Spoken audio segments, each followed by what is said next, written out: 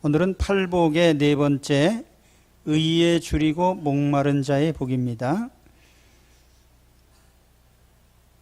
의라고 하는 것이 무엇일까? 오늘의 중심 주제가 의입니다. 신약 성경에서 주로 디카이오수네라는 단어로 이렇게 사용이 되는데, 이 의라고 하는 것은 두 가지 측면에서 생각해 볼 수 있어요. 우리 절대적인 하나님의 관점에서 보면 하나님 자신, 또 하나님이 가지신 생각이나 계획이나 뜻이나 말씀, 이 모든 것이 다 의죠. 그래서 의라고 하는 것은 하나님 자신과 하나님의 생각과 하나님의 행위, 모든 것을 의라고 말씀드릴 수 있습니다. 인간적 관점에서 본다면은 하나님이 받아주시고 인정하실 만큼 그 모든 생각이나 삶에 허물이 없는, 부족이 없는 그 상태를 우리가 의로움이라고 말할 수 있습니다. 하나님의 자녀로 받아주실 수 있을 만큼 허물이 없는 의로움은 우리 인간적 측면에서 보면은 두 가지 측면에서 살펴볼 수 있어요. 하나는 행위로 나타난 것이죠. 야고보 사도는 행함이 없는 믿음은 죽은 것이다, 그렇게 얘기를 했는데, 그러면서 구체적으로 예를 들기를, 헐벗은 사람이 있는데 입을 것을 주고, 또 굶주린 사람에게 양식을 주라. 그래서 구체적인 삶의 실행으로 나타난 것들을 얘기를 합니다. 잠언에 보면은 의인의 행위를 여러 가지로 설명을 합니다. 예를 들면 지식과 지혜를 베푸는 것, 또 기쁨을 주는 것, 이웃을 격려하는 것, 생명을 소중히 여기고 그 길로 인도하는 것, 또 긍휼히 여기는 것, 정당한 이익을 추구하는 것, 정직한 것, 또 깊이 사려 깊게 생각하는 것, 또한 부지런한 것, 모험적인 삶, 선한 삶의 길을 제시하고 그 길로 걸어가는 것, 이러한 것들을 의로운 의인의 행위로 이렇게 표현을 합니다. 또 한 가지는 의로움이라는 것은 나타난 행위뿐 아니라 마음의 생각까지 포함을 합니다. 예수님은 계명을 설명하시면서 이렇게 말씀하셨어요. 형제를 보고 미워하는 자, 형제를 미워하는 자는 살인하는 자다. 살인하지 말라고 하는 계명 위반이 된다는 거죠. 또 여자를 보고 음욕을 품는 자마다 간음하는 자다. 그래서 7계명을 그렇게 해석을 했습니다.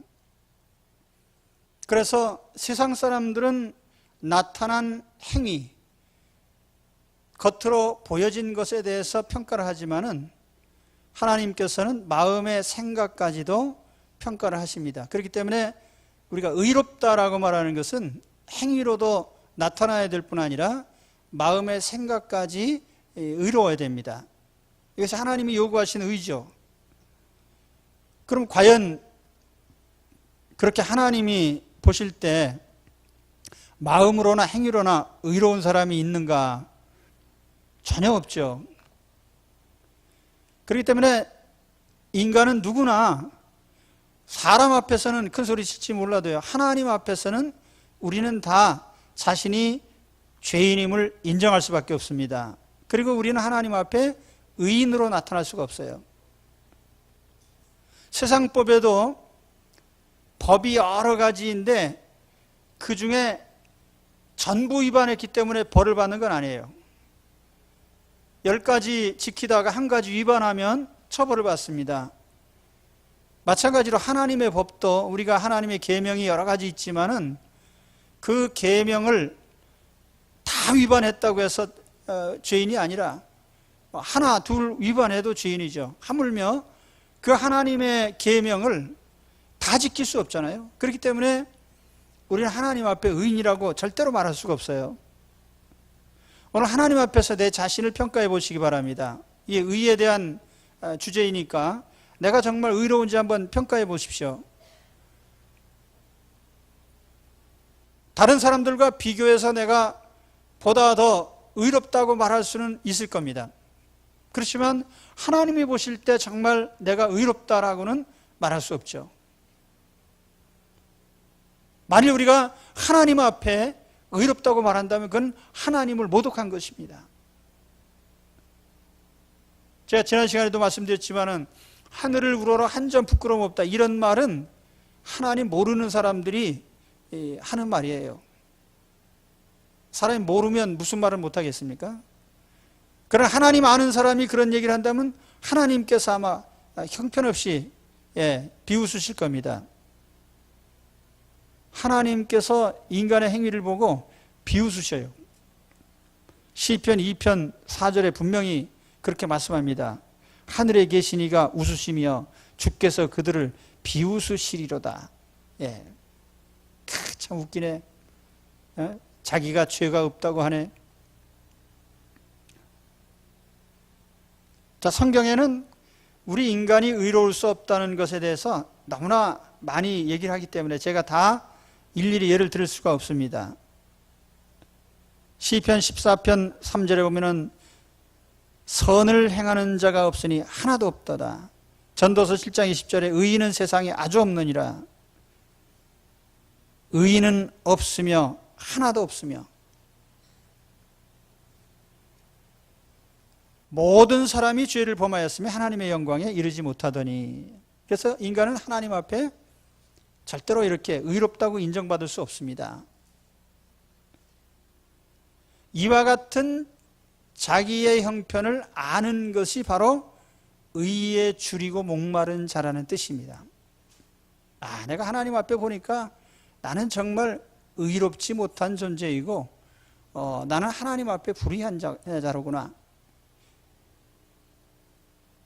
그래서 이렇게 내가 하나님 앞에서 아무 의의가 없는 것을 깨닫게 될 때 나타나는 반응이 뭐겠습니까?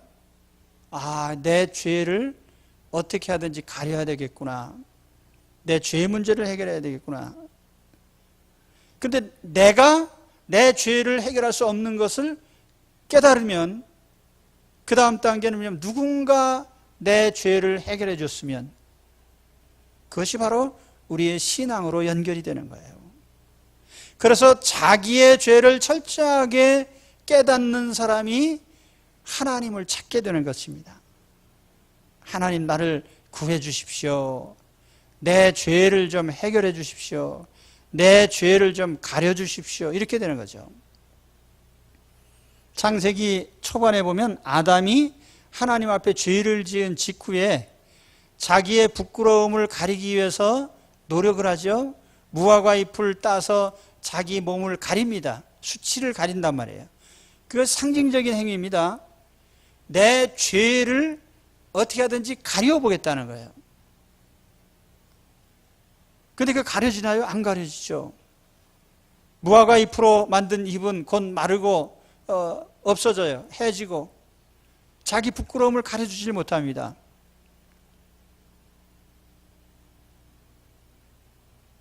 바로 그와 같은 누군가 내 죄를 감춰줄 수는 없을까? 가려줄 수는 없을까? 해결해줄 수는 없을까? 자기 자신의 불의와 허물됨을 바라보면서 내가 의롭지 못한 것을 철저하게 인식하는, 그게 의에 줄이고 목마른 자예요. 오늘 아담 같은 그런 행동을 해보셨습니까? 우리가 창세기 읽으면서 아담이 인류의 시조가 죄를 지은 후에 자기의 부끄러움을 가리기 위해서 무화과 잎을 엮어서 자기 몸을 가리는 그 장면을 보면서 우리들은 참 이거 참 웃기네.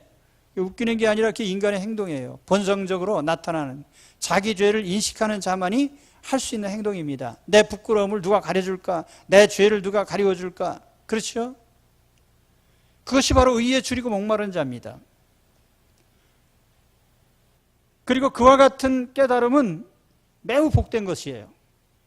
오늘 여러분 하나님 앞에서 다른 복이 아니라 내 자신의 불의를 바라보고 내가 하나님 앞에 의의가 하나도 없는 것을 심각하게 깨달으면서 참 의의에 줄이고 목마른 자들이 되시기 바랍니다. 그것이 하나님의 복이에요. 그 성경의 복이라는 게 다 그렇잖아요. 우리 팔복에 보면은 내 심령이 아무것도 든 것이 없는 거 알고 그래서 심령이 가난을 깨닫는, 또 내 속에 의의가 없어서 죄만 가득한 것을 알고 죄를 애통해하는 그 마음, 또 하나님의 처분만 기다리는 그 온유함. 오늘 이 제 네 번째 이 복도요, 내 안에 의로움이 없어요. 그래서 어디선가 나를 의롭게 만들어줄 자를 찾는, 이 의에 줄이고 목마른, 이것이 우리에게 복입니다. 세상 사람들의 복하고는 전혀 차원이 다른 거예요. 오늘 바로 의에 줄이고 목마른 복을 받으시기를 바랍니다. 이런 사람에게 하나님이 배부름을 주십니다. 배부름. 저희가 배부를 것이며, 이 배부름이라고 표현된 단어가 실컷 먹는다는 의미도 있고 크게 만족한다는 뜻이 있어요. 그래서 영문 성경에는 이 배부르다는 표현을 이렇게 그 수동태로 해서 be satisfied라고 번역을 했습니다. 만족을 했다, 만족을 하게 됐다는 말이에요. 어떤 만족입니까? 나에게는 의의가 하나도 없었는데 하나님께서 나를 의롭게 만들어 주셨어요. 내 모든 죄를 해결하지 못해서 얼마나 내가 고민하고 애를 썼는데 하나님이 죄를 말끔하게 다 씻어주셨어요. 죄를 가리워 주셨는데 전혀 드러나지 않도록 다 덮어주셨어요. 그래서 과거와 현재와 미래의 죄를 하나님께서 완전하게 다 덮어주신 겁니다. 어떻게 해요? 예수 그리스도의 속죄를 통해서요. 창세기에 보면 벌써 예수님의 속죄가 나옵니다. 창세기 아담이 죄를 지은 다음에 자기 스스로 죄를 가리려고 무화과 잎을 엮어서 옷을 만들어 입었는데 사실 그거는 금방 시들어서 말라지고 자기 부끄러움을 가려주지 못했죠. 그래서 어떻게 됐습니까? 하나님께서 그 아담에게 뭘 만들어 주셨어요? 가죽옷을 만들어서 입혀주셨다, 그런 말씀이 나옵니다. 그 가죽옷이라는 게 뭘까요? 이 가죽옷이라는 게 바로 하나님이 입혀주신 의의 옷이에요. 다시 말하면 예수 그리스도를 통해서 우리 인류의 죄를 대신 다 씻어주시고 그래서 우리의 모든 죄를 다 덮어주신, 그러므로 우리가 의롭게 보여지도록 완전하게 의인이 되도록 만들어주신 겁니다. 사도 바울은 이것을 가리켜서 하나님의 의, 이렇게 얘기를 합니다. 하나님의 의. 왜 하나님의 의라고 표현을 하냐면은 사람이 만들어낼 수 없고 사람이 줄 수 없는 의이기 때문에 하나님의 의라고 한 거예요. 그러니까 하나님이 우리에게 선물로 주신 겁니다. 내 모든 죄를 예수 그리스도의 십자가의 보혈로 씻어주셔서 나를 의인으로 만들어주셨습니다. 그렇기 때문에 내 영혼이 배부르고 만족한 거예요. 그 배부름과 만족이라는 것은 우리가 육신적으로 음식을 먹어서 만족한 게 아니고 나의 죄가 다 해결됐기 때문에 영적으로 의로움에 대한 만족인 것입니다. 우리 영혼이 제일 만족한 것이 뭐냐 하면 하나님 앞에 의롭게 될 때 우리는 만족을 느낄 수가 있어요. 영혼이 만족하게 되는 것입니다. 그래서 오늘 우리는 세상적인 만족을 얻을 것이 아니고 우리 영혼의 죄의 문제를 해결하고 죄가 깨끗이 덮여진, 그래서 영적으로 만족하는 그런 사람들이 되어야 됩니다. 그래서 진정 만족한 자가 되는 거죠. 누구든지 그리스도와 합하기 위하여 세례를 받은 자는 그리스도로 옷 입었느니라. 오늘 이 만족을 얻으시기를 축원합니다. 우리 하나님 앞에 나와서 우리가 여러 가지 기도 제목이 있을 거예요. 여러 가지 갈등이나 문제를 해결하기 위해서 하나님께 우리가 간구할 수 있습니다. 근데 본질적으로 이 모든 것들을 다 해소할 수 있는 근본적인 만족과 배부름은 다름 아니라 내가 하나님 앞에 의로운 자로 인정받는 데서 오는 겁니다. 사람이 너는 의로워, 너는 의인이야, 너는 하나님 앞에 설 수 있어, 너는 하나님의 자녀야, 너는 천국 시민이야, 이렇게 하나님이 인정하시는 것이 우리의 영혼의 최대의 만족이고 배부름이란 말이에요. 오늘 이것을 얻으시기를 축원합니다. 세상적인 것이 우리를 채워주는 게 아니에요. 세상적으로 우리가 어떤 조건을 갖추고 또 세상적으로 육신적으로 건강하고 뭐 어떤 지위가 있고 또 우리가 재물이 있고 이것이 우리에게 만족을 주는 게 아니에요. 지난주 중앙일보에 니콜라스 베르그루엔이라는 사람에 대한 그 인물에 대한 기사가 특집으로 실렸습니다. 제가 자세히 봤어요. 이 사람은 51살 된 미혼의 남자인데 유태계 출신입니다. 청년기에는 마르크스 레닌에 심취해가지고 어떤 사회적 불평등이나 이런 것에 대해서 눈을 뜨게 되고 또 어떻게 하면 이런 걸 해소할 수 있을까에 대한 거기에 관심을 가졌어요.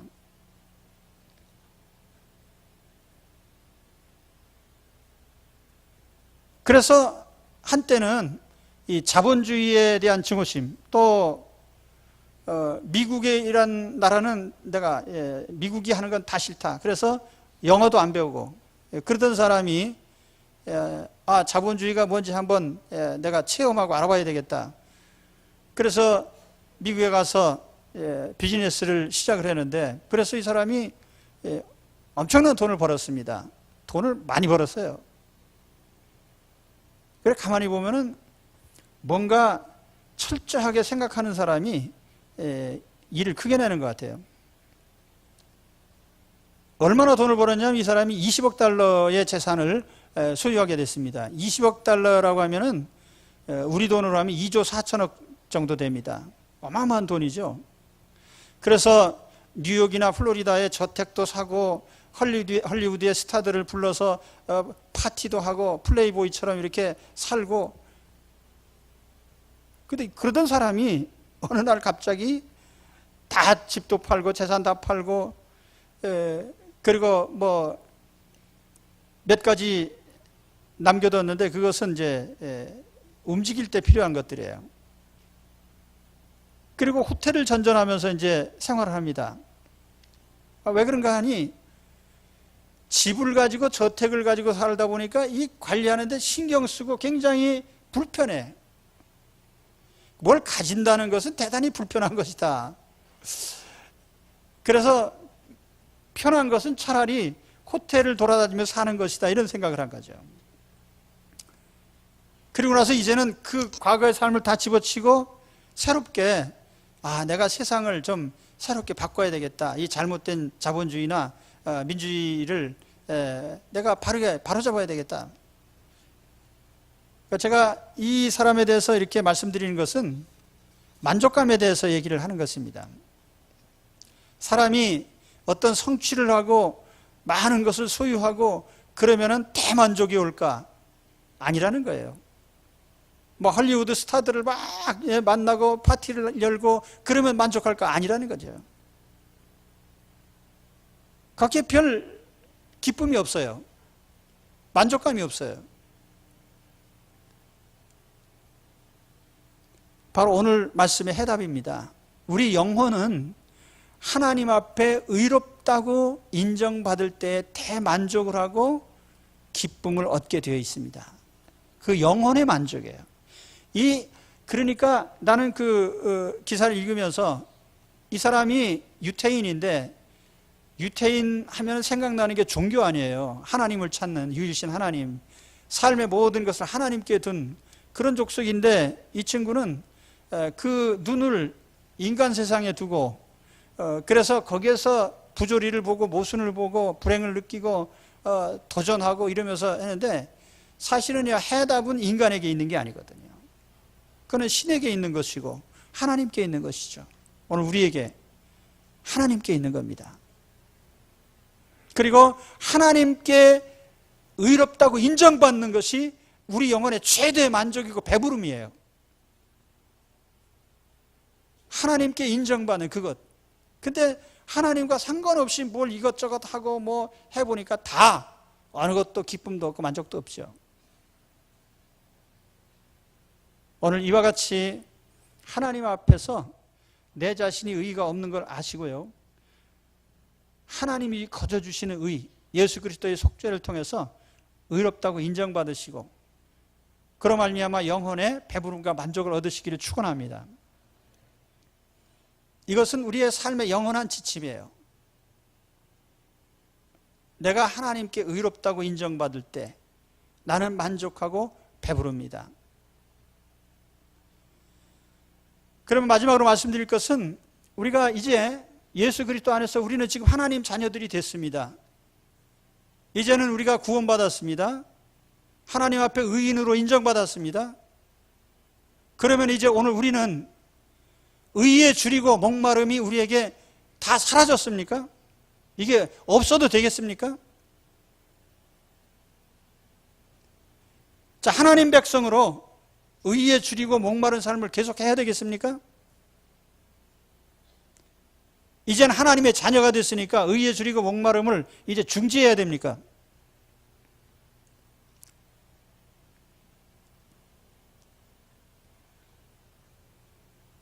하나님 앞에 의에 줄이고 목마른 삶은 이 땅의 삶이 끝날 때까지 지속돼야 됩니다. 왜 그렇죠? 첫째로는 우리가 우리의 의라고 하는 것은 하나님께서 너 의인이야, 하나님 자녀야, 하나님 백성이야, 너 영생 가졌어 라고 하는 것은 하나님의 법적인 조치들이에요.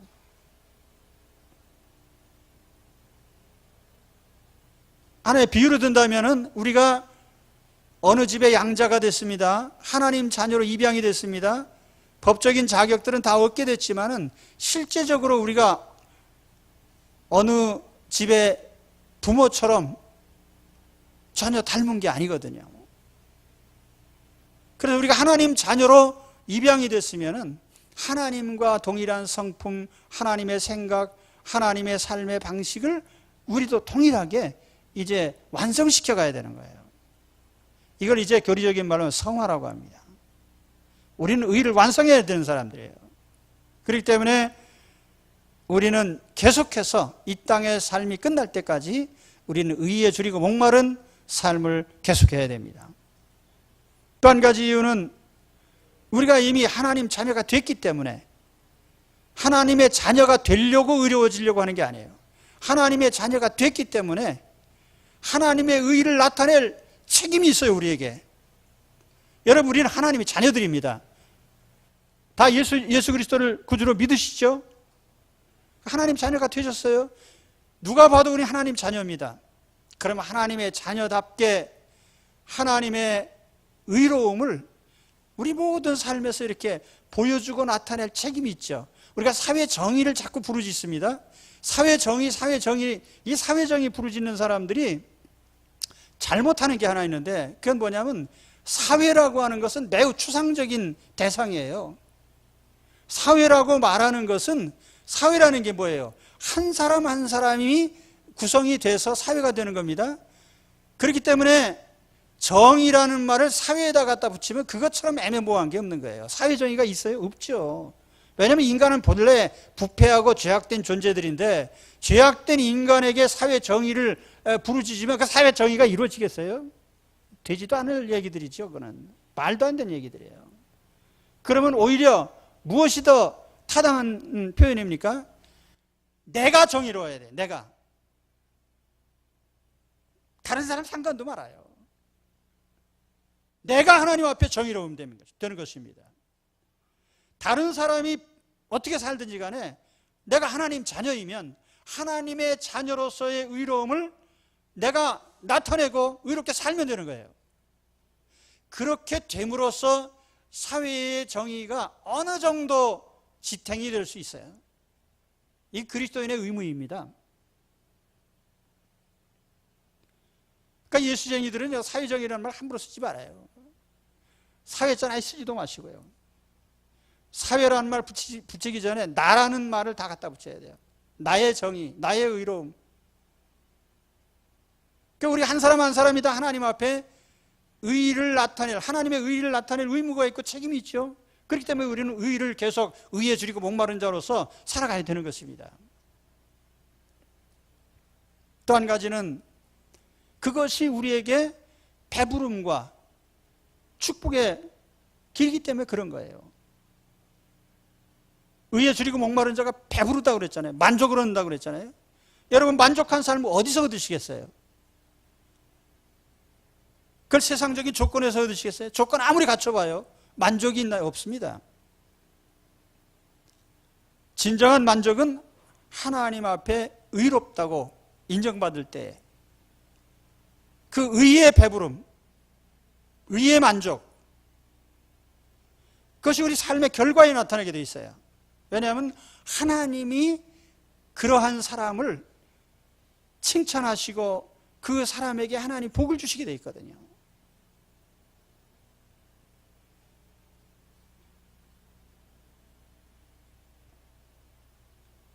구약 성경에 보면은 이 의로운 삶에 대한 삶의 실천적인 면에서요. 이 실천이 중요하니까요.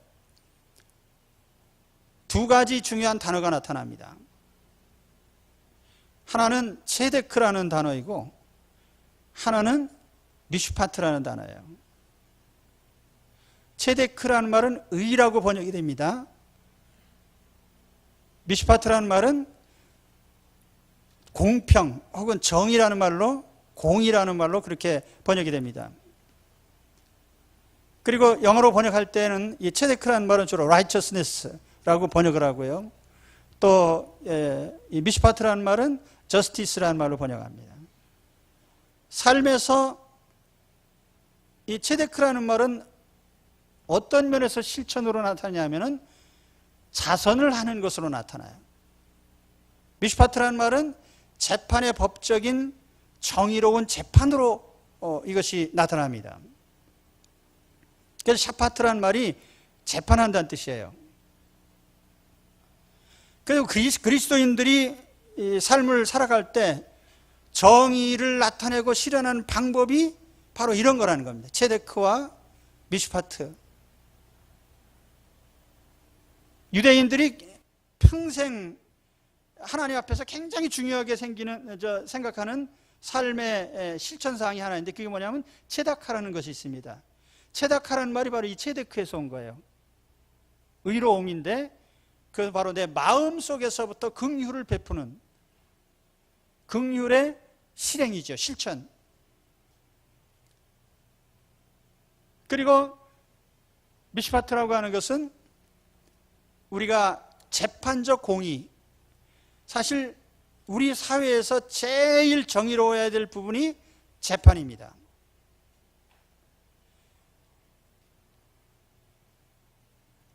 그런데 재판이 공평해야 된다고 하니까 재판이라는 것은 법관이나 하는 것이지 뭐 변호사나 검사나 판사가 담당하는 것이고 난 상관이 없지. 그게 아니에요. 우리는 이 세상을 살아가는 동안 이 불의한 세상에 살면서 항상 매 순간 우리는 옳고 그름에 대한 판단을 해야 돼요. 이 판단이라고 하는 것, 그것이 미슈파트예요. 판단. 이게 옳은가 그른가. 그렇죠? 저 서해안에서 해병대 훈련, 해병대식 훈련하다가 우리 학생들이 목숨을 잃었습니다.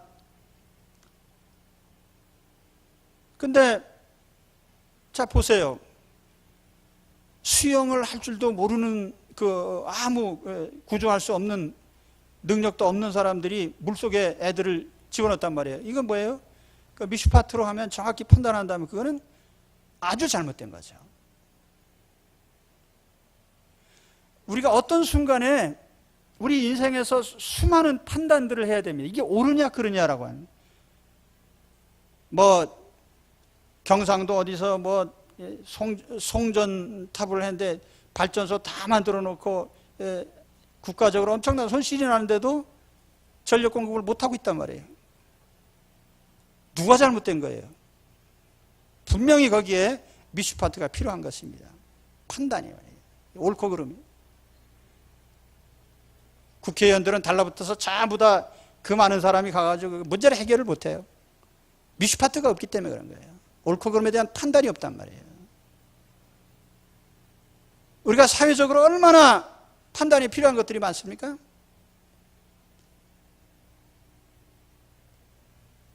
사회적 갈등이 있는 모든 곳에 우리는 이 판단을 해야 된단 말이에요. 거기서 그리스도인으로서 우리는 어떤 판단을 해야 되느냐라고 하는 거 우리의 삶의 과제입니다. 매일같이. 그래서 의에 줄이고 목마름이라고 하는 것은요, 이거는 우리 도덕적인 무슨 교훈을 하려고 하는 게 아니에요. 우리가 삶에 실천적으로 하나님이 매일의 우리의 삶에서 우리는 이걸 해야 되는 겁니다.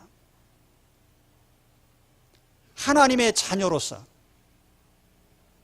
이제 우리가 믿기 전에는 우리는 내게 의가 있는지 없는지도 몰랐거니와 의가 무엇인지도 잘 몰랐고, 이제 하나님의 자녀가 됐으니 이제는 하나님이 판단하시는 하나님의 생각과 하나님의 뜻과 하나님의 모든 계획, 말씀, 이걸 우리가 표준으로 해가지고 무엇이 옳고 그른지를 항상 우리는 판단할 수 있어야 돼요. 그 역할을 하는 것이 바로 우리 성도의 사명입니다. 한 가정에서 또 한 직장에서, 사회에서 우리가 하나님의 자녀로서 우리가 어떻게 의를 나타내고 실현해 갈 것인가, 내가 어떻게 의가 될 것인가. 그래서 이 체데크의 실행, 미슈파트의 실행, 오늘 우리가 의에 대해서 잘 생각이 안 나시거든. 자선이라는 말, 체데크라는 말, 또 미슈파트, 재판이라는 말을 떠올리시면 됩니다. 마음에서부터의 바른 생각, 바른 판단으로 어떤 행동을 하는 그 표준이 우리 하나님이고, 그것을 나타내는 것이 우리 성도들의 책임과 사명입니다. 그래서 의에 줄이고 목마른 자의 삶을 계속하시기 바랍니다.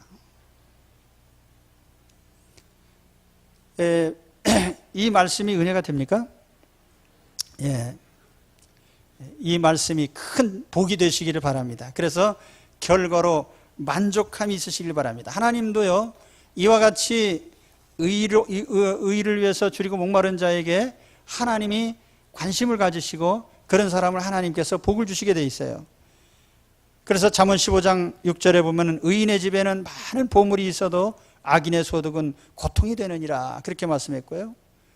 의인은 7번 넘어질지라도 다시 일어나려니와 사악한 자는 넘어져서 해악에 빠지리라 그랬어요. 하나님이 7번 넘어져도 일으키는 축복, 그리고 가진 소유로 말미암아서 마음껏 기뻐하고 만족하고 기쁨을 누리는 특권을 주시는 거죠.